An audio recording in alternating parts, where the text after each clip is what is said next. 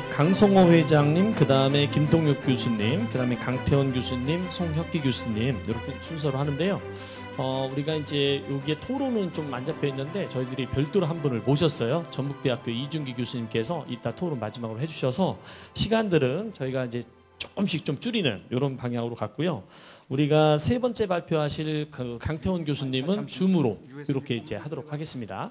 자, 우리 강성호 회장님은 우리 오늘 내일 이렇게 하는 우리 학술 대회를 총괄하셨는데 진짜 어마어마한 이런 어떤 열정도 아주 강조가 되지만 사실 굉장히 전문성도 탁월하셔서 오늘 좀 발표도 기대가 됩니다. 우리 강성호 회장님 모시겠습니다.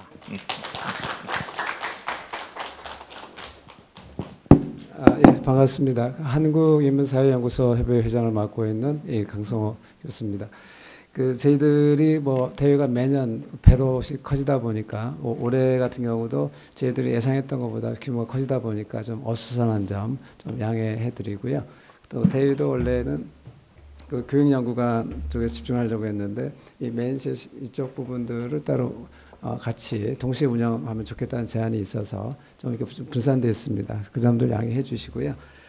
제가 오늘 발표할 부분들은 메가 프로젝트가 어떤 의미고 그 다음에 어떤 내용이 있고 지금 앞으로 어떤 과제가 있을까 이런 내용입니다. 그래서 이 부분은 저희들이 한 3년 정도 준비해서 연구재단이나 그 다음에 교육부나 그 다음에 국회 또 기재부 이쪽들을 노력해서 작년에 예산에 책정이 돼서 지난 6월 16일 날 런칭이 됐습니다. 지금 아직 준비 중에 계신 분들도 있을 텐데요.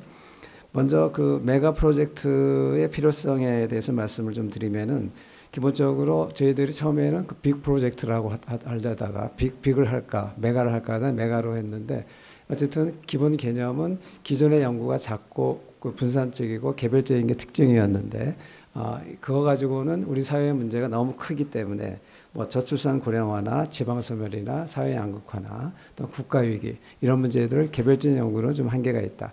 크게 접근하자. 그래서 저희들이 원래 생각했던 건 지금 20억이 됐는데요. 5년에 100억인데 저희들은 총 액수 규모를 연 단위로 해서 한 500억 정도 생각을 했습니다. 그러니까 뭐냐면 에타 기준으로 할 때 500억이거든요. R&D가. 그래서 500억씩 한 6천억 정도. 500억씩 10년에서 한 5천억 정도 규모의 우리 분야의 누리 프로젝트가 필요하다라고 주장을 했었고요. 거기에 비해서는 굉장히 적게 좀 실현이 깎여가지고 인문사회 분야에서 연 20억이면 적지는 않지만 저희들이 메가라고 붙였던 건 우리 인문사회 분야의 누리요. 그래서 10년에 5천억 투자해서 지방소멸이나 저출산 고령화를 해결할 수 있으면 남는 장사다. 이렇게 생각을 좀 했었던 거고요. 그래서 어쨌든 이 부분들에 대해서 크게 접근해야 문제를 풀 수가 있다. 그래서 저출산 고령화나 이것들 거의 300조 이상 투자했는데 실패했거든요. 그래서 우리한테 1조만 줘서 우리가 해결할 수 있다면 충분히 의미가 있다. 이런 정도 컨셉이라고 말씀을 좀 드리고요. 그리고 우리가 이 과정에서 해외 주요 케이스들을 많이 연구를 했는데 가장 대표적으로 저희들이 벤치마킹했던 게 프랑스의 국립과학연구센터의 인문사회과학연구소 프로젝트입니다. 거기가 연 예산이 우리가 말하는 메가형으로 한 5,600억 정도 됩니다. 저희 같은 경우가 1년에 2개씩 만약 5개년도에서 10개 하게 되게 된다면 현재로 해서 200억 정도 규모니까 굉장히 적죠.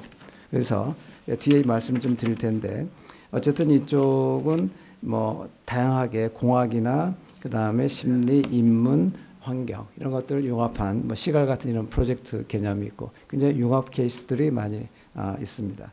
그래서 그리고 저희들이 R&D 부분에 대해서는 저희들이 올해 해보게 되니까 프랑스가 18.6%, 일본이 13.1%, 미국이 11.2%, 독일이 8.3%, 영국이 5.1%입니다. 한국은 1.2%고요. 순수 기초로 따지게 되게 되면 2,997억 원이기 때문에 한 1% 정도 수준이 됩니다. 너무 작고요. 그래서 이런 부분들을 그래서 메가 같은 경우는 키우기 위한 하나의 출발점으로서의 어떤 위치를 졌다라고 볼 수가 있고요.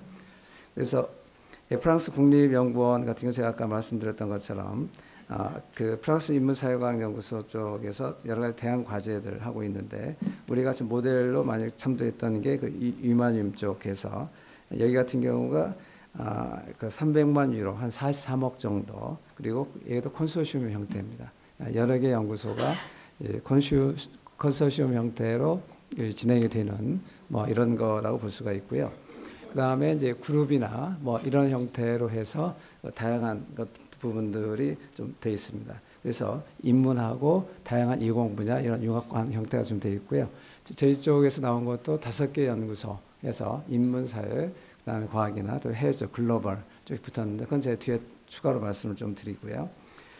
그래서 이쪽에 그 국립과학연구원 산하의 인문사회과학연구소 비중이 있고요. 인문사회과학연구소 산하에 다양한 주제들, 분야별, 주제별 좀 있습니다. 그래서 19년 같은 경우 6대 과제 추진계획에서 기후변화, 교육 불평등, 인공지능, 건강과 환경, 미래 형태 에너지 전환 이런 것들 이건 나라마다 다르겠죠. 그래서 저희들은 연구재단이나 교육부 나중에는 좀 그 청와대하고도 좀 이야기해가지고 우리 사회에서 기본적인 주요 아젠다들을 같이 세팅하는 작업을 해야 되지 않을까 하는 생각들을 좀 합니다.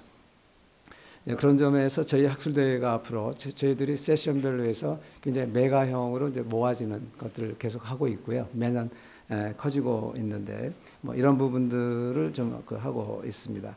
그래서 저희들 생각은 일단 기존에 일반적으로 이런 그 9개, 그 밑에 한 3개 정도, 이거면 한 30개 정도 주요 아젠다가 있는데 이보다 더 많겠죠.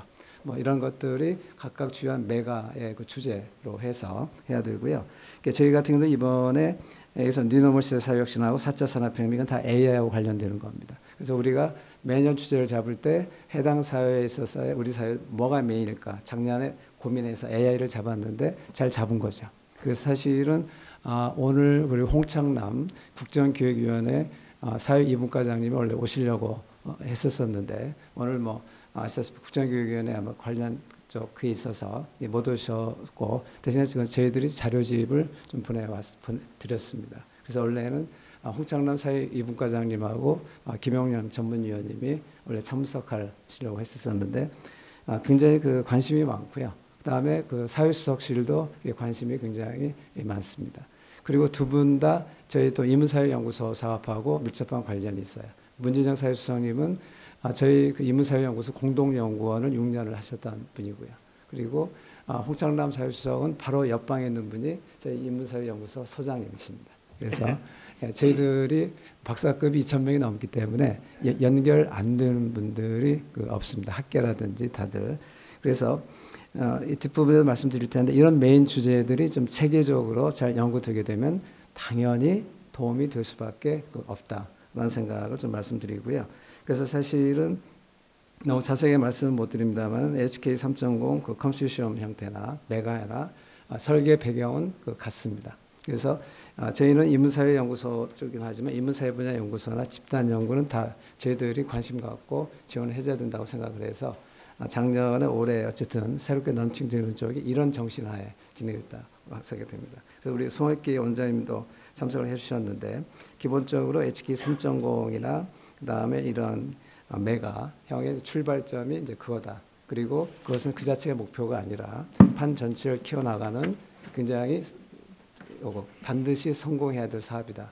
그게 무너지면 앞으로 저희는 뒤에 말씀드릴 텐데 그런 이치가 있다는 점을 말씀을 좀 드리고요.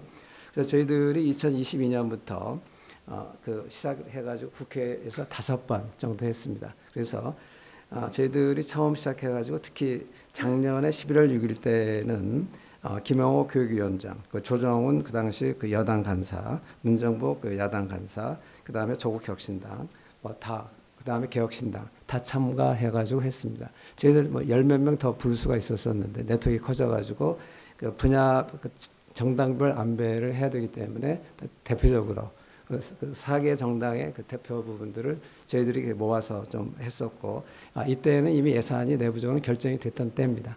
그리고 실질적으로 저희가 올해 시범수 하나로 했는데 상임위하고 이야기해서 2개로 해서 예산안이 올라갔는데 작년 12월 12일 날 아시다시피 모든 정부 예산이 동결됐거든요. 그래서 사실은 그건 안 됐습니다. 그래서 이것들이 빨리 좀 정상화되기를 저희들이 좀 바라는 마음들이 좀 있고요. 그래서 이번에 6월 16일 날 시범 사업의 하나로 글로벌 인문사회 융합 연구 지원 컨소시엄형으로 공고가 됐습니다. 이게 3년 정도 걸린 거라고 볼 수 있고요. 그럼 이게 지금 어떤 의미가 있냐면은 어떤 연구 현장의 요구에서부터 이제 시작됐다라는 점.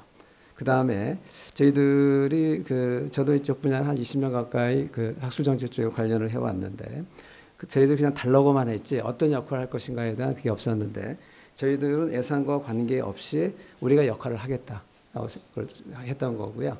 이런 학술대회 것들도 사실은 저희들이 이 정도 규모 하는데 어느 정도 비용이 들지 아실 텐데 거의 저희들 자력으로 합니다. 시작을 해왔고요. 물론 교육부 쪽하고 이제 센터 쪽에 지원이 있긴 합니다만 기본적으로 저희들은 지원이 없어도 우리는 할 일을 우리가 한다. 이런 출발을 좀 하고 있고요. 그리고 어쨌든 개별적인 역량들은 뛰어난데 여러분들이 모아지지 않아서 이런 것들을 좀 모아서 하겠다라는 거고요. 그런 점에서 어쨌든 아까도 얘기했었지만 저희들 원래 출발했던 건 단위 프로젝트가 총 사업으로서는 5천억에서 1조 정도를 생각을 좀 했었습니다. 그래서 올해 저희들이 첫 번째 했던 데에는 그런 것들을 좀 제안을 좀 했었었는데 거기에 비해서는 굉장히 소박하다. 이런 점들을 좀 하고요.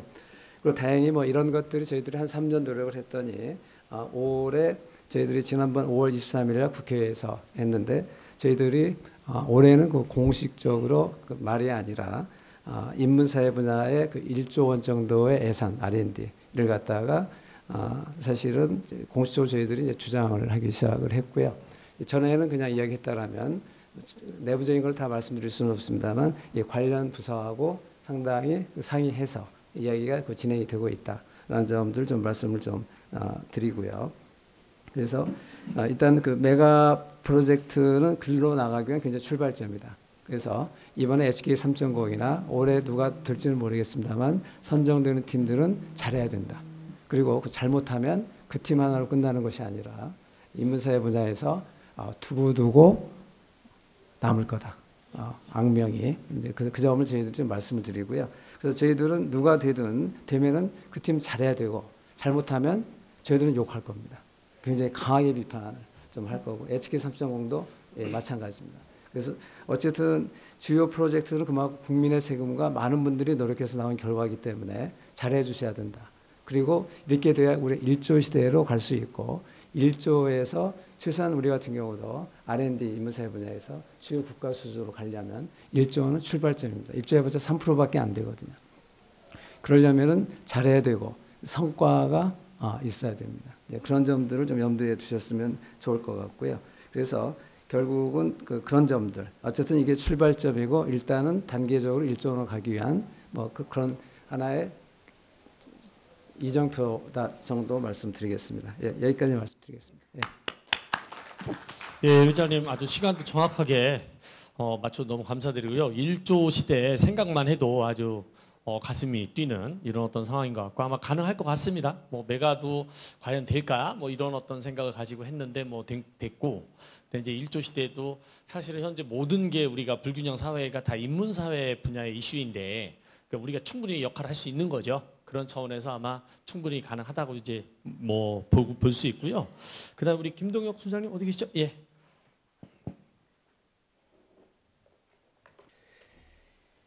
네. 안녕하십니까. 광주과학기술원 인문사회과학부의 김동혁입니다. 반갑습니다. 네, 현재 인문사회 연구소 사업 중에 장기냉전 연구를 하고 있고요. 저희 이제 원래 세션은 내일 있는데 오늘 이 메가 프로젝트 관련해서 예전에 제가 이제 해외 사례 조사를 좀 담당을 했었습니다. 그래서 그와 관련해서 유럽 지역의 거대 프로젝트죠. 거대 인문사회 프로젝트와 국가과제 해결 부분에 대해서 간략하게 발표 요청을 받아서 제가 오늘 사례로 말씀을 드리도록 하겠습니다. 이미 강성호 회장님께서 이 얘기를 해주셔서 메가 프로젝트의 이제 정의나 구조에 대해서는 이 말씀을 하신 것 같습니다. 그래서 그 부분은 좀 대충 넘어가고요. 그 유럽 메가 프로젝트 지원 구조 관련해서 이제 위마뉴 말씀을 하셨는데 이제 가장 큰 프로젝트 지원 구조 중에는 호라이즌 유럽 프로젝트 같은 게 있습니다. 뭐 그 외에도 전 세계적으로 좀 다양한 뭐 인문사회뿐만 아니라 이제 연구 R&D죠. R&D 이 지원 프로그램들이 있는데 그 중에서 이제 호라이즌 유럽 같은 경우는 저희가 지금 한국이 또 준회원국이라서 올해부터 이 유럽과 뭐 컨소시엄 형태로 이제 지원이 가능합니다. 그 중에 뭐 한 7년 기간 동안 지금 뭐 127조 원 정도 초토화가 되는데 그 중에서 저희 이제 인문사회 쪽하고 굳이 연관을 지어볼 수 있는 게 한 5조 정도 됩니다. 그래서 상당히 많은 그 금액을 단기간에 지원을 한다라고 볼 수가 있는데 그 외에도 이제 거대 프로젝트를 지원하는 이 프로그램들이 많은데 특히 대표적으로 이제 유럽의 이 호라이즌 유럽 프로젝트 같은 게 지금 아까 말씀하셨던 뭐 거대 난제, 국가를 초월한 이제 거대 난제 해결을 위한 이 인문사회 내지는 뭐 전체 R&D 프로젝트와 관련이 있습니다. 전체 주제가 이제 그쪽에 그 뭐 포커스가 맞춰져 있죠. 뭐 이를테면 저희 인문사회 관련한 클러스터 2, 뭐 문화창조, 포용적 사회, 시민안전 분야 이쪽에 이제 세부 과제들을 보면 그런 것들과 굉장히 밀접한 연관이 있다는 걸 알 수가 있습니다. 뭐 구체적인 이제 사례를 좀 조사를 말씀을 하셔서 제가 부족하지만 몇 개의 이제 사례들을 중심으로 해서 우리가 뭐 어떤 방향을 가져가야 될까 이런 거를 제가 이제 말씀을 드릴 수는 없는데 이런 샘플들이 있다 이런 정도 말씀을 드리고자 합니다. 그 몇 개가 있는데 이제 가장 제가 뭐 여러 개 사례를 조사를 하다가 저한테 친숙하기도 하고 한 프로젝트가 이제 이 프랑스 실은 전 세계 한 200여 개 나라가 참여하는 세계 불평등 연구소 뭐 이렇게 얘기하면 이제 많이 모르실 텐데 이 피케티라고 이제 잘 아시잖아요. 토마 피케티가 공동 소장으로 있고 사실상 주도하는 프로젝트입니다. 근데 이제 이 프로젝트는 이 불평등 전 지구적인 이 불평등 문제에 대해 뭐 주목하고 있고 단순히 이제 그 학술적 연구가 아니라 각국의 이 불평등 문제 해결을 위한 일종의 정책 아젠다 제안, 혹은 이제 전 지구적인 불평등 해결을 위한 정책 아젠다 제안을 위한 실증 연구를 진행을 하고 있는 것인데 여기가 이제 2000년대 초에 뭐 불평등 연구를 개별적으로 진행을 하다가 이 프로젝트가 진행을 된 건 2013년, 14년부터입니다. 그래서 2013년에 WID가 출범을 하고 그 이후부터 이제 매년 그 연례 보고서 형태가 나오고 있고 우리나라에도 이제 번역이 많이 되고 있죠. 세계 불평등 연구라고 해서 여기 보면 파쿤도 알바레도나 루카 샹셀이라든지 아니면 임마누엘 사이즈, 토마 피케티 이런 사람들이 해서 하는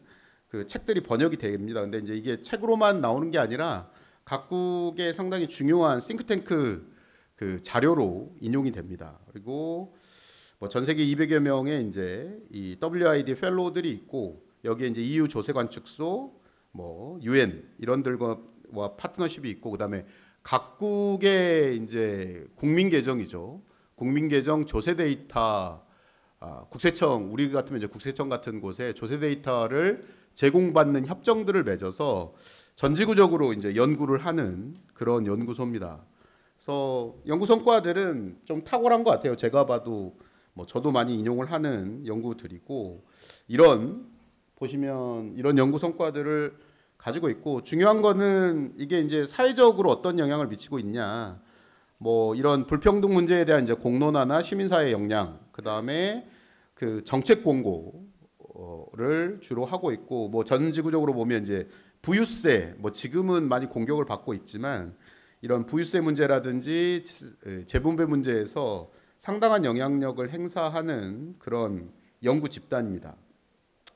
그리고 이제 여기 예산과 재원이 중요한데 2014년 이후로 연간 한 120만에서 130만 유로를 계속 지원을 받습니다. 그 재원이 이제 다변화돼 있는데 그 중에서 가장 큰 부분이 아까 봤던 호라이즌 유럽 프로젝트입니다. 그래서 굉장히 큰 규모의, 그러니까 매년으로 하면은 뭐 13억, 14억인데 이게 지금 뭐 10년 이상 진행되고 있고 계속 진행이 될 사업이니까 상당히 큰 규모의 대형 프로젝트라고 할 수 있고, 우리가 이제 거대 난제 해결에 주목하는 저희 지금 메가 프로젝트로서는 벤치마킹을 할 수 있는 좋은 사례라고 생각이 됩니다. 그래서 이게 거기 이제 홈페이지이고요. 뭐 다양한 자료를 실제로 그냥 오픈 액세스니까 그냥 뭐 다운받을 수도 있고 저희가 접근할 수 있습니다. 그다음에 이제 두 번째로는 그 유럽이 요즘에 이제 뒤늦게 뛰어들어서 이 AI 관련한 여러 가지 사업들을 하고 있고 자체 AI 개발 프로젝트를 진행을 하고 있는데 제일 위에 있는 게 Gen AI4 EU가 그런 프로젝트입니다. 근데 이제 여기서 굉장히 중요한 키워드가 이제 인문사회적 요소예요. 윤리 문제라든지 인간을 위한 AI라든지 이런 것들에 주목하면서 이제 개발을 진행을 하려고 하는 것이고, 대표적인 프로젝트 여러 가지가 있는데 좀 거대한 프로젝트가 한 6개가 됩니다. 특히 이제 가장 위에 있는 게 보시면 아시겠지만 굉장히 큰 규모의 유럽형 AI 개발 프로젝트고, 그 외에 뭐 폴시라든지 쉬프트라든지 혹은 AI 민주주의 이니셔티브, AI 랩 4 HSS 이런 것들이 보면 이제 유럽 내에서 융합형이죠. 현재 AI 인문사회 분야, AI와 인문사회적 AI죠. 주요 거대 프로젝트들이고, 내용들은 뭐 이렇습니다. 그냥 좀 일반적인 것 같은데, 그래서 구체적으로 좀 들어가서 이 폴시 같은 경우에 여기 보시면 그러니까 사회경제, 유럽 사회경제에 어떻게 AI를 적용할 거냐 이런 문제이고, 이게 이제 한 3년 프로젝트인데 규모가 좀 크죠. 거의 한 45억 정도 들어가는 대형 프로젝트고, 펀딩 기관은 호라이즌 유럽입니다. 그래서 주요 목표는 지금 이제 진행되고 있는 것인데, 그러니까 유럽 사회 경제와 미치는 영향, 그렇죠. AI 기술이 미치는 영향에 대해서 조사를 하는 거고, 그에 따른 이제 이 AI를 어떤 식으로 사회 경제적으로 관리하고 규제할 것이냐, 뭐 규제보다는 관리에 초점이 맞춰져 있는 것이죠. 그리고 이 AI가 사회 경제적으로 특히 AI가 환경 지속 가능성 목표 달성에 어떻게 기여하고 동시에 어떤 부정적인 환경 영향을 최소화할 수 있는지 이런 걸 연구를 한다든지, 또 AI의 어떤 젠더 평양 같은 것, 그러니까 여러 가지 윤리와 사회경제적 문제에 대해서 좀 중점적으로 연구를 하는 프로젝트이고, 이건 연구 결과를 기본적으로 이제 EU 전체에 보고하고 권고하게 돼 있습니다. 그래서 굉장히 실용적인 정책 아젠다를 도출하는 그런 프로젝트의 일환이고요. 뭐 유럽이다 보니까 그 유럽 다국적 호라이즌 유럽 프로젝트 자체가 그렇죠. 그러니까 한 개국으로는 안 되고 보통 한 7개, 8개국이 한꺼번에 대규모의 컨소시엄을 구성하는 형태이죠. 유럽적 특수성 때문에 그렇습니다. 그런 거는 뭐 이제 우리가 좀 다른 상황이기 때문에 좀 그런 건 차별적으로 좀 생각을 해야 되는데, 어쨌든 이런 주요 참여기관들이 참여하고 있습니다. 뭐 기대 효과로 나와 있는 것들이 뭐 이런 거죠. 아까 봤던 그 목표와 관련 있는 것들이고, 상당히 이 거대 난제 해결 중에 AI 기술도 실은 굉장한 가능성이 있지만 유럽에서는 우리도 마찬가지고 또 굉장한 도전 내지는 어려운 문제, 이 난제에 해당한다라고 많이들 얘기를 합니다. 그래서 그런 걸 선제적으로 대응하는 그런 프로젝트인 것 같고요. 기타 이제 유럽에 아까 봤던 최근에 이제 AI 시대와 관련한 메가 프로젝트 이외에 유럽 메가 프로젝트는 좀 전통적인 부분들도 분명히 있습니다. 그래서 대표적인 게 이제 유럽 홀로코스트 연구 인프라 구축 사업 같은 건데요. 이거는 뭐 전후 유럽에서 굉장히 핵심 아젠다인데 여전히 계속 지속되는 사업들입니다. 지속되는 사업들이고, 유럽의 이제 홀로코스트 연구기관들 사이를 하나로 묶는 네트워킹 사업이면서 DB 사업이에요. 그러니까 이 디지털 데이터를 하나로 묶고 서로 연구자들을 교환하고 이 공동 연구를 하는 그런 프로젝트인데 상당히 규모가 큽니다. 뭐 이스라엘까지 참여해서 이 거의 한 400억 가까이 지원을 하는 10년 이상 기간 동안 400억 가까이 지원하는 이 사업이고요. 요게 이제 유럽 홀로코스트 요 프로젝트 연구 인프라 건축 프로젝트의 홈페이지고 이 사업은 지속 사업인 것 같아요. 제가 찾아보니까 지속 사업이고 이 사업의 그 주요 목적은 흩어져 있는 유럽 내에 혹은 이스라엘까지 포함한 유럽 내에 그 홀로코스트 관련한 대규모 데이터를 하나로 모으는 그리고 연구자들끼리 네트워크를 구축하는 그런 사업입니다. 그다음에 이제 교육학 사업 같은 거, 특히 이제 다문화죠. 다문화 포용성과 관련한 그런 유럽 사업들도 있고요. 이런 것들도 일종의 이제 메가 프로젝트로 진행이 되고 있습니다. 유럽에서는. 그래서 대표적인 사례들만 그리고 또 굉장히 전통적이면서도 상당히 그 애플리커블한 그 응용 사업 중에 하나인 헤라클레스라고 하는 사업이 있습니다. 이거는 이제 유럽의 문화유산 관리 사업이죠. 예. 요게 마지막입니다. 네.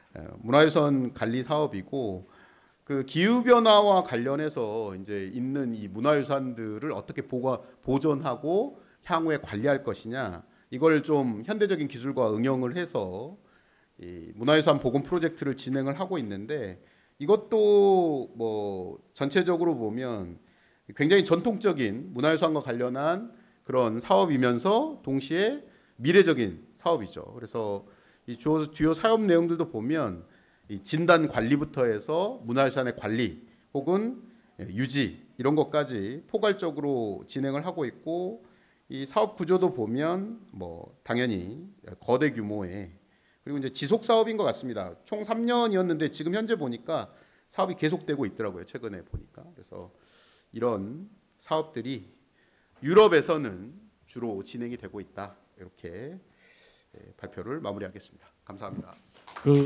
잠깐만 아까 우리 회장님 거는 뭐 이렇게 질문 이렇게 받기가 좀 아닐 수도 있을 것 같아갖고 또 가셔야 돼서 그랬는데 혹시 질문 있으시면 좀 받고 그다음에 답변도 하시고 이러면 좋을 것 같은데 혹시 질문 있으신가요? 네, 교수님. 어디? 목소리가 잘 안 들립니다. 제 목소리는 들리시는지요? 우리는 잘 들리고요. 강 교수님 이 정도 들립니다. 들려요? 네. 그러면 조금만 기다리세요. 우리 아직 네. 우리 김동혁 소장님이 안 끝났으니까. 네. 예. 혹시 질문 있으신 분? 제가 하나 좀 여쭤보면 우리 공동 연구이고 또 컨소시엄이면은 이제 굉장히 사실은 성공하기가 쉽지 않고 그럴 수 있을 것 같은데 우리 한국 같은 경우는 네. 우선 뭐 교육부나 연구재단이 컨소시엄 연구를 그렇게 좋아하진 않더라고요. 네네. 네, 성공한 경우가 없다 이러면서 근데 왜 유럽은 이렇게 성공을 잘 하는지 혹시 뭐 알고 계신가요? 그러니까 성공 사례와 실패 사례를 제가 다 조사하진 않았는데 대표적으로 이제 아까 봤던 WII죠, WIL 그 세계불평등연구소 같은 경우에는 애초에 진행 자체가 그 연구에 관심 있는 연구 집단들이 모여서 먼저 연구를 하다가 컨소시엄을 구성을 한 거죠. 그러니까 연구가 쭉 진행이 되고 일회성으로 이 프로젝트를 위해서 이제 모이면 우리는 좀 그런 경우가 되게 많은데 주제로 모이는 게 아니라 이 프로젝트를 위해서 이제 주제를 만들고 모이잖아요. 그러면 좀 그 융합력이라고 하는 결합력이 좀 떨어지는 것 같습니다. 그런데 좀 이제 장기간에 걸쳐서 그 이전의 고민을 공유하고 있던 여러 집단들이 있지 않습니까? 이를테면 이제 지역 소멸 같은 게 대표적으로 우리는 문제니까 그런 그걸 연구하고 있던 몇 개 여러 산발적으로 집단들이 있는데 그런 것들이 모이면 뭐 향후에 저는 오히려 이 WIL처럼 훨씬 더 유기적으로 효과를 낼 수 있지 않을까. 확실히 펀딩 규모가 크면 효과는 더 커지는 것 같긴 하거든요. 그래서 그런 차이가 있는 것 같습니다. 제가 볼 때는. 네. 예, 감사합니다. 자, 이어서 박수 한번 쳐드리죠. 예. 자, 강태원 교수님 이제 준비되셨나요? 네. 예. 제 화면 보이시죠? 예. 네. 그러면 잘 들리시죠? 예, 잘 들려요. 네, 시작하겠습니다. 네, 안녕하십니까. 저는 충남대학교 강태원입니다. 제가 지금 제주도에 있는 관계로 이렇게 비대면으로 진행을 하게 되었습니다. 양해 부탁드립니다. 저는 충남대에서 현재 지식신연구소에 있으면서 국가정책대학원 소속으로 있습니다. 오늘 저는 미국 사례에 대해서 말씀드리려고 합니다. 시간이 없는 관계로 짧게 진행해 보도록 하겠습니다. 크게 국가적 의제 해결에 있어서 인문사회의 역할, 그리고 미국에 있어서 인문사회 R&D, 그리고 미국의 지원 기관과 사업에 대해서 간단하게 설명드리고자 합니다. 네, 먼저 잘 아시겠지만 우리나라는 현재 국가 지속 가능성을 심각하게 위협하는 위기에 직면하고 있습니다. 전례 없는 경제 성장을 이룬 우리나라에선 이제 저출산, 고령화, 지역 소멸, 양극화 문제들이 일어나게 되면서 사회 문제들을 직면하고 있습니다. 최근에 독일 유튜버는 한국은 이제 끝났다. 그리고 KDI에서는 잠재 성장률이 향후에 마이너스로 갈 것이다. 라고 이렇게 얘기도 하였습니다. 제가 이제 국가 위기, 국가 난제라는 키워드를 가지고 비카인즈에 이렇게 검색을 해보면요. 최근에 위에 보시면 최근에 이 신문 기사는 급격하게 늘어나고 있고요. 특히 그 안에서 또 저출산, 지역 소멸, 고령화, 양극화, 기후 변화, 인구 절벽이라는 키워드가 중심으로 나오고 있습니다. 이를 해결하기 위해서 다양한 노력들을 하고 있는데요. 그러한 노력에 있어서 과학기술을 개발을 통한 해결이라는 접근을 하고 있지만 다들 잘 아시겠지만 과학기술 중심의 문제 해결에는 한계가 있습니다. 첫 번째로는 이러한 국가적 위기는 복잡하고 구조적 문제로서 과학기술만으로 해결하기 어렵고 문제의 본질을 파악하고 실질적인 해결책을 제시하기 위해선 다양한 학문들과 협력 그리고 통합적 접근들이 필요하다는 겁니다. 그리고 기술 발전이 생산성과 경제 발전에 긍정적이었지만 또 다른 사회 문제를 동반하기도 합니다. 예를 들어 양극화를 심화시키기도 하고요. 신기술에 따라서 저숙련 노동자와 들의 일자리들의 대체를 하고 있다라는 것입니다. 저도 학생들에게 과학기술 정책을 가르치고 있지만 우리가 과학기술에 대한 너무 맹신을 하지 말자라고 얘기하면서 어떤 과학기술의 양면성을 이해하는 것이 필요하다는 것을 말을 하고 있습니다. 이런 과학기술이 인간 중심적이고 이해관계자의 포용적인 반응으로 진보하기보다는 기술 그 자체의 발전을 목적으로 하고 있기 때문에 이런 과학기술이 발전한다고 해서 무조건 국가위기, 국가난제가 해결되기 어렵다라는 것입니다. 이를 보완하기 위해서 인문사회학적 관점에서 균형 잡힌 시각이 필요한데요.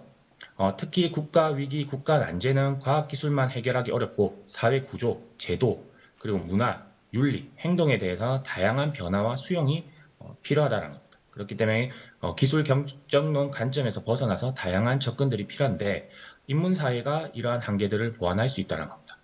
첫 번째로는 인문사회가 인간 행동과 사회 구조에 대한 이해를 바탕으로 문제의 본질을 진단하고 해결 방향을 설계하고 기획할 수 있는데 큰 역할을 할 수 있다는 겁니다. 두 번째는 이해관계자의 참여와 증거 기반을 통해 정책 수용성과 실행력을 제고할 수 있고요.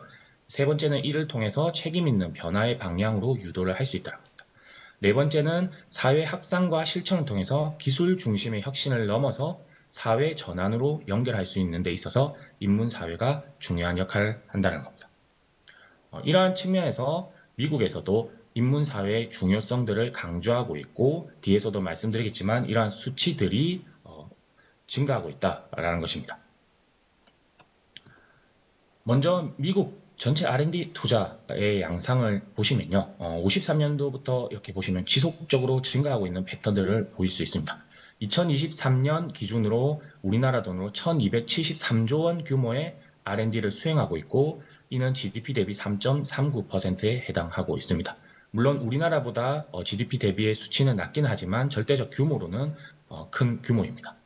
그 중에서도 특히 78.2%로 민간이 주도를 하고 있습니다. 우리나라는 한 70%가 민간이 주도하는데 이러한 측면에서 민간 주도 생태계가 형성되고 있지만 연방정부의 R&D도 큰 역할을 하고 있습니다. 특히 기초연구와 이런 국가 난제 해결에 있어서 중요한 역할들을 하고 있는데요.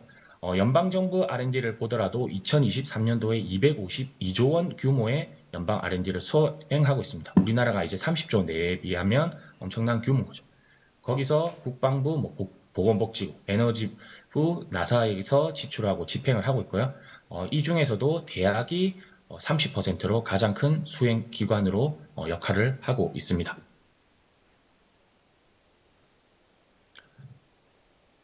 분야별 투자를 살펴보면요. 여기서 보시면 윗부분의 경우에는 과학이고요. 밑에는 이제 공학이 있습니다. 그리고 나머지 제한 부분을 저희가 인문, 사회의 큰 범주라고 보시면 되는데요. 특히 심리학, 사회과학 분야, 그리고 여기엔 다른 그 외의 분야가 보시면 대부분 경영학, 교육학, 인문학 이렇게 다 포함되어 있습니다. 그래서 여기에 주황색으로 칠한 부분만 보시더라도 16.85%로 차지하고 있습니다. 즉 다시 말해서 전체 연방 정부의 R&D에 있어서 16.85%가 인문사회 분야에 R&D 투자를 하고 있다라는 것입니다. 특히 NSF를 통해서 대학에 지원을 많이 하고 있는데요. 이런 인문사회 R&D가 연방 지원을 통해서 수행되지만 사회과학 분야는 NSF의 비중이 큰데 이를 살펴보면요. 최근에 NSF에서 인문사회 분야의 R&D 비중을 보시면 한 20% 내외에 있다가 최근 들어서는 25%까지 이렇게 급격히 증가하고 있는 것입니다. 그만큼 NSF에서도 특히 대학을 지원하는 분야에 있어서도 인문사회 R&D의 역할들이 강조되고 있다라는 것을 알 수 있습니다. 그러면 어떤 기관들이 그리고 어떤 사업들을 통해서 이렇게 인문사회 R&D를 하고 있는지에 대해서 간단하게 살펴보도록 하겠습니다. 미국의 주요 인문사회 R&D 수행 지원 기관들을 보시면요. 국립인문재단, 그리고 교육부, 국방부, 국립보건원, 국립과학재단에서 이루어지고 있습니다. 국립인문재단은 인문학 양성을 위해서 당연히 하는 건데, 교육부나 그리고 국방부, 보건복지부 안에서도요, 인문사회학적 관점에서 국가안보와 보건의료를 해결하기 위해서 다학제적 연구들을 적극적으로 수행을 하고 있습니다. 그리고 국립과학재단에서도 기초인문사회 및 다학제 연구를 지원하고 있는 기관과 부서와 그리고 사업들이 있는데요. 오늘은 이 두 가지에 대해서 간단하게 한번 말씀을 드려보고자 합니다. 첫 번째로 NSF에 보시면요. 여기에 사회행동경제과학국이라는 곳이 있습니다. SBE라고 하는 곳이 있는데요. NSF는 과학기술 R&D를 주로 하는 곳이지만 이 안에서도 인문사회과학의 중요성을 인식해서 NSF 내 SBE라고 하는 곳을 설치를 하고 있습니다. 이곳에서는 인간의 행동을 이해하고 삶의 질 향상을 목표로 다양한 분야에 대한 연구들을 수행하고 전문성을 축적하고 있는데 이 분야의 기초연구, 통계 인프라, 그리고 다학제적 연구들을 적극적으로 지원을 하고 있습니다. 네, 핵심 요소를 보시면 저희가 알고 있는 다양한 분야의 인문사회를 다 포괄하고 있다라고 보시면 됩니다. 심리학뿐만 아니라 인간의 행동을 이해하거나 그리고 사회변화, AI의 사회적 영향과 같은 과학기술 발전에 따른 사회에 미치는 영향들, 그리고 과학기술 인력, 교육과 관련한 통계 수집들, 그리고 인간의 행동과 관련한 다학제적 연구를 하는 곳을 지원을 하고 있습니다. 이 SB가 미국 사회과학 및 심리과학 분야의 모든 학술 연구의 63%를 담당하고 있고요. 매년 3억 달러 규모의 연방 자금들이 집행되고 5천여 명의 연구자와 학생들을 이렇게 지원을 하고 있습니다. 최근에 이런 SB가 사회적 기여를 어떻게 하고 있느냐라는 보고서가 나왔는데요. 여기서 보시게 된다면 결국 이제 인문사회가 사회에 중요한 역할을 하고 있다라는 것을 강조를 하고 있습니다. 이런 SB 연구는 인간사회에 대한 이해를 통해서 결국 우리가 궁극적으로 추구하고자 하는 국가 난제 위기에 있어서 중요한 역할을 한다라고 평가를 했고요. 그리고 여기서 개발되는 다양한 방법론, 분석 도구들은 다양한 기관들의 증거 기반 정책을 설계하는 데 있어서 필수적으로 활용되고 있다는 겁니다. 아울러서 SB의 연구가 산업계에 적용 가능하고 이를 통해 경제적 가치와 비즈니스 혁신에도 기여하고 있다는 것을 강조를 하였습니다. 네, 본보고서에서도 미국이 직면한 모든 문제에 있어서 다시 말해서 실업이나 테러 방지 등에 있어서 인간의 행동, 원인, 결과들을 이해해야 된다라는 측면에서 이런 SB 연구들이 직면한 국가 문제, 사회 문제들을 해결하기 위해서 필수적이다라는 것을 본보고서에서도 강조를 하고 있습니다. 두 번째는 NSF 내 OIA라고 하는 기관인데요.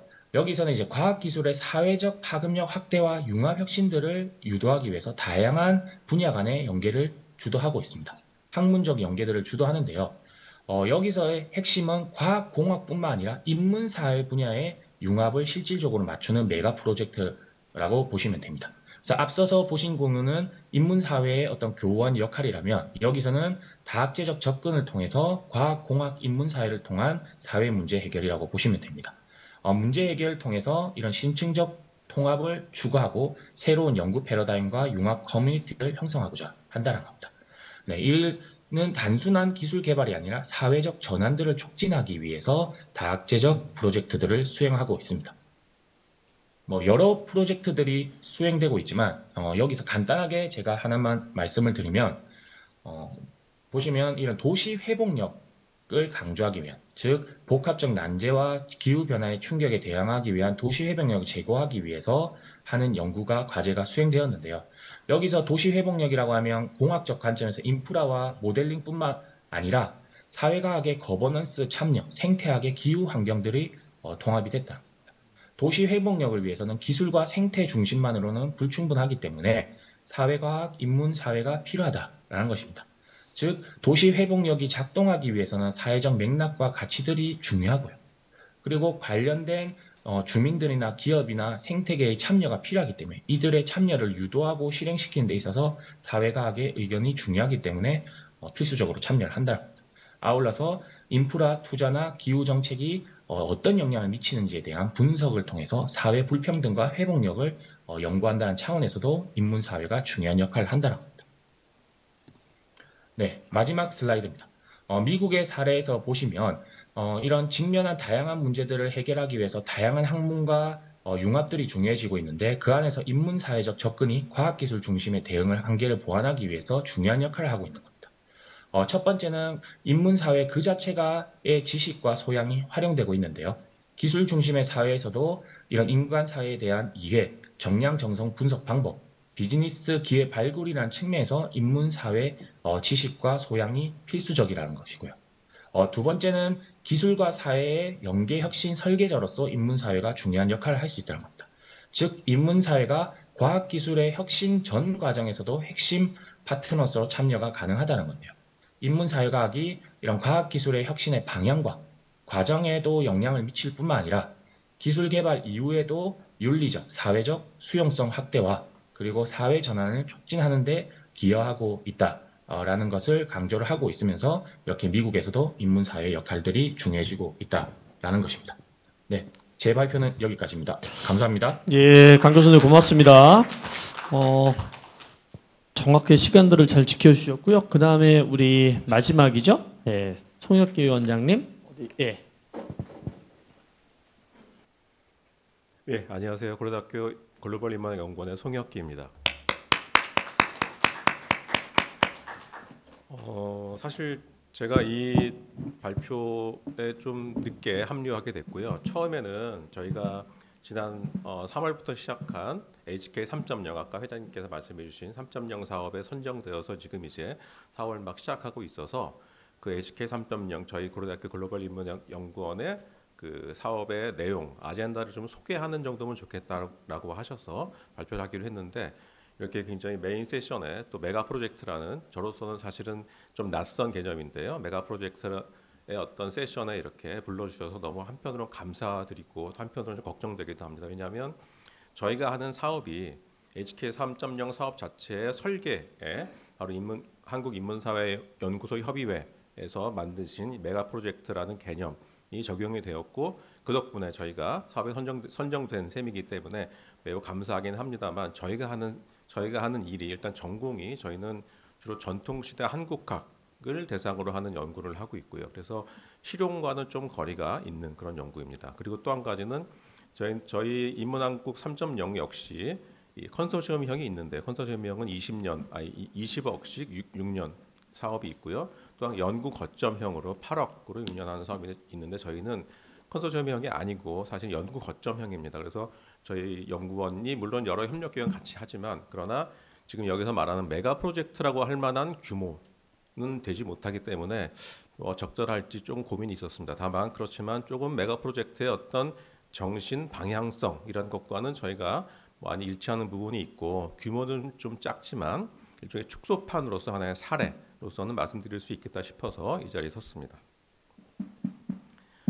잘 아시겠지만은 이 지금 현재 한 2, 3년 사이 특히 생성형 AI가 나오기 시작하면서부터 전 세계가 초거대 AI 모델을 만드는데 굉장히 경쟁하고 있는데요.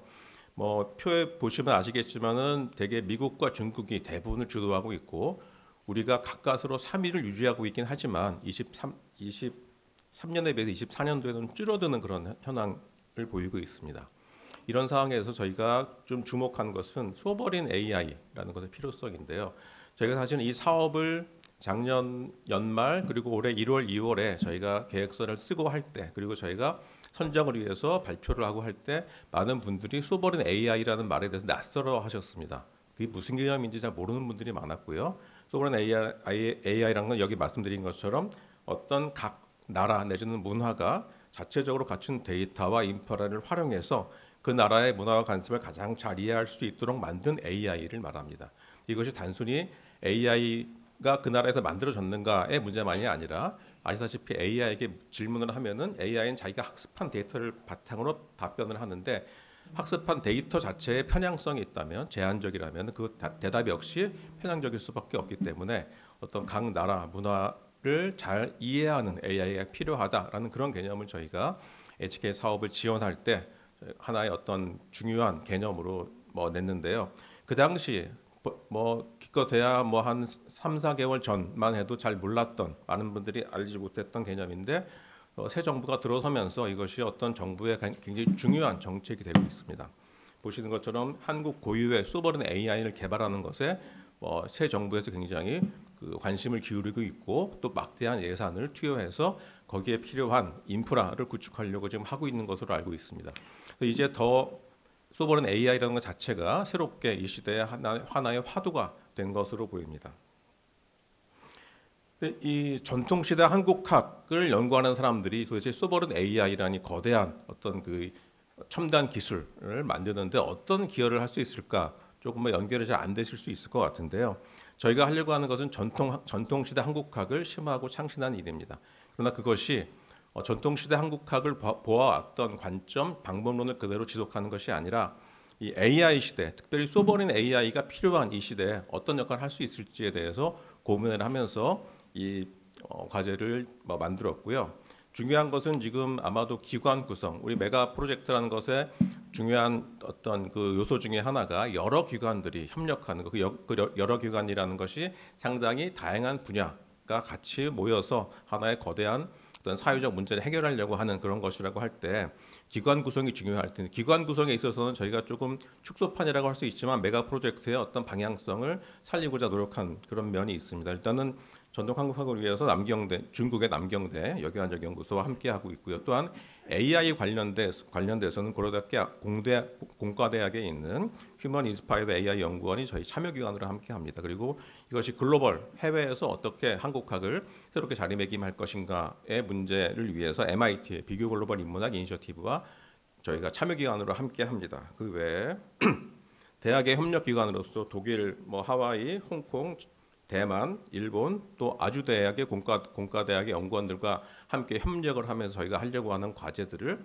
이루어 나가려고 하고요. 또한 사실 이 AI라는 것은 대학에서 감당하기 어려운 부분이기 때문에 AI 현장에서 이것을 주도하고 있는 KT 그리고 NCAI와 저희가 함께 협력기관으로 하려고 하고 있고요. 또 이것들을 사회적으로 확산하기 위해서 저희 고려대학교가 위치한 주변의 성북구, 도봉구, 종로구와 함께 여러 가지 사업들을 함께 하려고 합니다. 이런 것들이 이런 가버넌스 자체가 하나의 어떤 작지만 이 메가 프로젝트라는 것의 어떤 정신 방향을 살리는 하나의 사례라고 볼 수 있을 것 같습니다. 인력도 저희가 7개국의 총 24개 기관의 인력들을 공동 연구원으로 그냥 단순히 참여하는 것이 아니라 실제 공동 연구원을 등록해서 함께 하고 있습니다. 보시면 아시는 것처럼 주로 전통시대 연구이기 때문에 한문학과 한국사 연구자들이 많이 들어와 있지만 그 이외에 디지털 인문학이라든가 데이터베이스 또 인공지능, 소프트웨어 전공하는 공과대학 교수들도 같이 저희와 함께 하고 있고요. 또 글로벌 인문학을 위해서 다양한 해외 학자들과 함께 하고 있습니다. 그리고 여기에 자문위원으로서 MIT 교수와 그다음에 KT, CDO 그리고 NCAI 대표이사분들과 함께 저희 자문위원으로 함께 하기로 계약을 체결했고요. 또 AI를 전공하면서 역사학을 가르치고 연구하시는 분도 함께 저희가 함께하고 있습니다. 해외 아까 말씀드린 그런 협력 기관 이외에도 다양한 기관들과 저희들이 이미 교류를 하고 있고 또 앞으로 6년 이내 교류 협정을 맺어서 함께 하려고 합니다. 구체적으로 그래서 뭘 하려고 할 것인가? 저희는 전통 인문학, 한국학을 연구하는 학자로서 기본적인 아주 그 기본에 충실한 연구들은 계속해서 이어나가려고 합니다. 그래서 전통시대 문헌학이라든가 또 어떤 지역학으로서 한국학이라든가 이런 연구들을 해나가고요. 이것들이 단순히 국내용이 아닌 또는 동아시아용이 아닌 세계, 특히 영미권에서 한국학을 많은 분들이 하고 있는데 그들의 관심사와 어떤 이해도가 우리와 많이 다른 부분들이 많이 있어서 그 어떤 갭을 줄이기 위해서 한국학 관련된 영문 번역어, 글로서리라든가 또 영미권에서 한국학을 이해할 수 있는 핸드북 같은 것들 만드는 그런 작업들을 해외 대학들과 공동으로 협력해서 해나가려고 하고 있고요. 그리고 연구 방법론을 검토하고 또한 세계의 여러 기관들과 함께 협력해서 일종의 이 글로벌 비교 인문학의 시야에서 한국학을 새롭게 정립하고 또 그것을 위한 글로벌 허브를 만드는 그런 역할들을 하려고 합니다. 중요한 것은 어떤 그렇게 함으로써 저희가 연구한 것들이 연구로 끝나는 것이 아니라 한국 문화에 대한 깊은 이해를 공공지식으로 대중과 아까 말씀드린 지자체들 중심으로 해서 공공지식을 나누고 또 우리 사회에 문제가 되고 있는 여러 가지 다인종 다문화 시대의 그런 것들을 또 한국적인 것이 무엇인가에 대한 연구를 통해서 이런 문화적인 충돌을 완화하고 공존의 기반을 마련하는 데 저희가 여러 가지 프로그램을 통해서 기여하려고 합니다. 처음 말씀드린 소버런 AI와 관련해서 도대체 어떤 일을 하려고 할 것인지 궁금하실 것 같은데요. 두 가지입니다. 먼저는 전통시대 한국학 연구를 위한 AI는 아직 많이 개발이 못 되고 있습니다. 왜냐하면 AI에게 학습할 수 있는 형태로 주어야 되는데 전통시대의 자료들의 경우에는 아직 그런 것들을 그렇게 AI가 학습할 수 있는 데이터를 만드는 그런 어떤 중간의 가공 과정들이 그런 기술들이 아직 많이 개발되어 있지 못하기 때문에 전통시대 연구를 하는 저희가 직접 이 기술자들과 협업을 해서 양질의 데이터들을 어떻게 구축할 수 있을 것인가, AI가 학습할 수 있는 형태로 우리가 만들어줄 수 있을 것인가 그런 것들에 대한 기술을 개발하는 것들이 저희가 하려고 하는 것들 중에 중요한 것이고요. 그리고 이렇게 해서 만들어진 데이터들을 구조화해서 지식 그래프로 제공하고 공유하는 그런 것들까지 저희가 이런 분야들은 어떻게 본다면은 한국학 연구를 위한 AI라고 할 수 있겠습니다. AI 기술을 어떻게 한국학 연구를 위해서 더 활용할 것인가, 그것을 위해서 더 최적화된 학습 데이터를 만들고 양질의 데이터들을 골라내고 하는 그런 것들은 인문학자가 아니면 할 수 없는 것들이기 때문에 그런 것들을 하려고 하고요. 두 번째는 소버린 AI를 위한 한국학입니다. 이 아까 초대에 말씀드린 것처럼 AI는 자기가 학습한 데이터를 바탕으로 답변을 하기 때문에 그 AI가 얼마나 우리나라의 한국의 사회와 문화를 얼마나 이해하는가에 따라서 그런 이해할 수 있는 데이터를 얼마나 많이 학습했는가에 따라서 답변이 다를 수 있는데 중요한 것은 또 그리고 아까 앞서 발표하신 것처럼 여러 가지 윤리라든가 가치관의 문제 이런 것들을 과연 AI가 어떻게 인류에게 줄 것인가. 이제 앞으로는 상당히 많은 개인적 샤움만이 아니라 국가적인 여러 가지 문제들에 있어서도 AI의 답변이 굉장히 중요한 어떤 기준이 될 수 있을 것 같은데요. 그런 것들을 위해서 저희가 할 수 있는 일은 그런 이해도를 평가하는 벤치마크를 만들어서 그것들을 리더보드에 연계해서 실질적으로 현재 통용되고 있는 LLM에 평가하는 데 활용하고요. 또 우리가 만들려고 하는 소버린 AI를 만드는 기준을 만드는 그런 일들을 하려고 합니다. 사실 소버린 AI를 만드는 일은 어마어마한 예산과 첨단 기술이 필요한 일이지만 그 가운데서 저희 인문학자로서 또 한국학자로서 이 소버린 AI를 평가하고 하는 도구들을 만드는데 저희가 기여할 수 있을 거라 생각하고요. 그걸 위해서 사실은 연간 8억이라는 예산 가지고 이런 일들을 한다는 건 사실은 거의 불가능에 가깝습니다. 그래서 저희는 이 KT나 NCAI와의 협력을 통해서 사실은 더 많은 다른 어떤 펀드들을 같이 더 끌어와서 협력을 더 이어가면서 우리가 할 수 있는 역할들을 하려고 합니다. 이걸 통해서 AI 윤리 또 데이터 편향성 문제를 어떻게 해결할 것인가에 대한 인문학, 한국학으로서의 기준을 제시하는 역할을 하려고 하고요. 그리고 마지막으로 기업들과 협력해서 소버린 AI 시대에 한국 AI 산업이 어떻게 하면 더 지속 가능한 경쟁을 갖추고 더 나아갈 수 있을 것인가에 대해서 인문학, 한국학 연구자로서 기여하고자 합니다. 여기까지가 제가 준비한 발표입니다. 마치겠습니다. 예, 감사합니다. 혹시 뭐 또 질문 있으시면 받을게요. 우리 하여튼 뭐 선정되신 거 축하드리고요. 네, 감사합니다. 자, 마지막으로 우리 전북대학교 이준기 교수님 토론 좀 부탁드릴게요.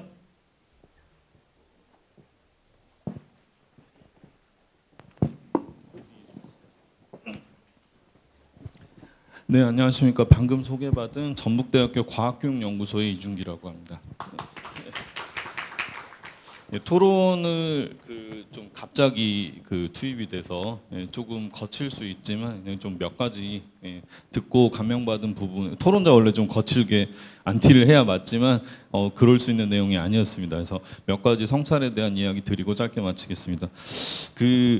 역으로 이제 방금 말씀 들었던 부분부터 이야기 드리면, 여기 프로타고라스가 이제 인간이 만물의 척도다 뭐 이렇게 얘기하는데, 과연 이 인간 안에 누가 들었을까? 이제 제가 전공하는 과학 교육에서 상당히 고민하는 부분입니다. 서양 백인 남자 위주의 어떤 것에 대해서 잣대로 이야기를 할 때 그런 부분의 편향에 대해서 고민하는 것들을 담아내는 소버렌 AI의 이야기 말씀해 주신 것처럼, 또 그 데이터들이 미국 위주, 유럽 위주, 심지어는 수도권 위주라면 그 안에 있는 데이터로 배우는 우리 아이들은 거기서 주는 것이 정답인 줄 알고 디지털 교과서 속에서 배울 텐데, 이렇게 키워지는 아이들은 분명히 지역을 떠날 것이고 지방은 소멸되고, 그리고 배우는 아이들은 아무런 애국심도 없을 겁니다.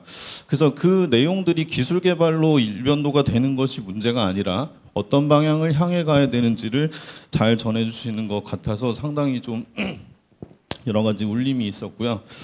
그래서 이런 부분들을 공동체하고 어떻게 나눌지에 대해서 단발성으로 여러 가지를 해주는 개별 사업들이 많았는데, 이를 묶어서 막스 플랑크라든가 앞서 이제 지스트에서 발표해 주신 김동혁 교수님 말씀처럼 수많은 것들이 우리에게도 있을 수 있다면 얼마나 좀 당장의 한 모금의 해갈보다 좀 지속 가능한 샘을 파는 노동을 할 수 있는 자리가 되지 않을까, 옆에서 보면서 소소한 중고등학교 과학 과목 가르치는 연구만 하다가 많이 배워가게 되는 것 같습니다. 토론자가 배운다는 소리 하면 안 되는데 그럼에도 불구하고 느낌이 있어서 이렇게 말씀을 드려봤고요.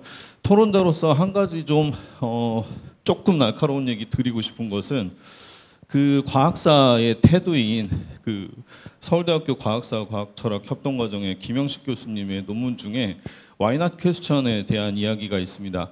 왜 중국은 같은 시기에 유럽에 비해서 저렇게 나침판, 화약 뭐 등등의 좋은 것을 만들어 놓고도 과학혁명을 주도해서 무언가 해내지 못했을까, 이런 질문들을 던지는 오리엔탈리즘이 있기도 합니다. 근데 왜 우리가 질문을 이렇게 열패감을 갖고 와이낫 퀘스천을 던져야 할까? 불이 난 집에 가서 불이 왜 났어요를 물어야 하지, 우리 스스로 우리 집은 그럼 불이 이때쯤 났어야 되는데 우리 집은 불 왜 안 났을까요? 이렇게 물어보는 것이 과연 옳은 것인가? 이 부분에 대해서 그동안 우리가 대우받지 못했지만 우리 왜 안 됐지? 한국은 왜 안 됐지? 인문사회는 왜 안 됐지? 이렇게 묻지 말고 된 것을 갖고 자신 있게 해봤으면, 와이낫 퀘스천을 우리 스스로에게 죄책감처럼 던지지 않았으면 하는 말씀 드리면서 마무리하겠습니다. 감사합니다. 예, 아주 10시부터 2시간 계속 달려왔는데요. 같이 끝까지 해주셔서 감사합니다. 마치겠습니다. 고맙습니다.